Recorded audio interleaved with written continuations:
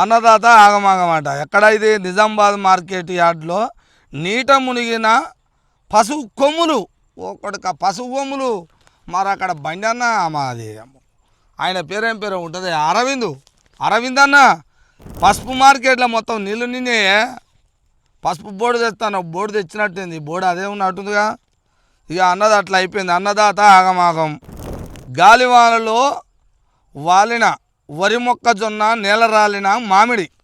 మరి ఇప్పుడు ఇక గాలి ద్వారాలేనా ఎండాకాలం. ఇక గాలి ద్వారాలు వచ్చి చేతికొచ్చిన పంట, మామిడి తోటలు, బతాయి తోటలు, ఓ కొడుక నిమ్మ తోటలు అని చేతికొచ్చిన పూత రాలిపోవుడు, కాయ రాలిపోవుడు. ఇగో చేను చూడు ఎట్ట పని. నీళ్ళు ఉన్నాయా ఇంట్లో? నీళ్ళు ఉన్నాయా? అడ్డం ఒరిగిపోయింది, అయిపోయాయి. ఏముంది ఇంట్లో? ఉత్త గడ్డి పసలు మేపుకుంటే అయిపోతుంది. ఇక పసలు కూడా లేవు రైతులకు. ఎక్కడికి ట్రాక్టర్లేనా, కిరాయికి తెచ్చి దున్నిపించుకునేదాన్ని. ఇది కాలం. రైతన్న మంచిగా ఉండాలంటే రైతన్నను రైతన్నను చూసేటోడు ఎవడొచ్చిండు ఈ భూమి మీదకి, ఈ రాజ్యం మీదకి? రైతన్నను బాగు చేసేటోడు వచ్చిండా? రైతన్న కష్టాలు నెరవేరుతాడు.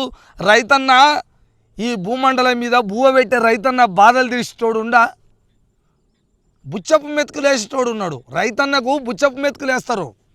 అవి కూడా ఎట్టేస్తారు, ఏదో ఇది అదే అని వేసి మళ్ళా మందు బస్తాలల్లా, మందులల్లా, డీడీలల్లా అది ఇది అని గుంజుతారు. మళ్ళీ ఆ సంగతి తెలియదు మనకు అది ఎందుకు తెలుస్తుంది?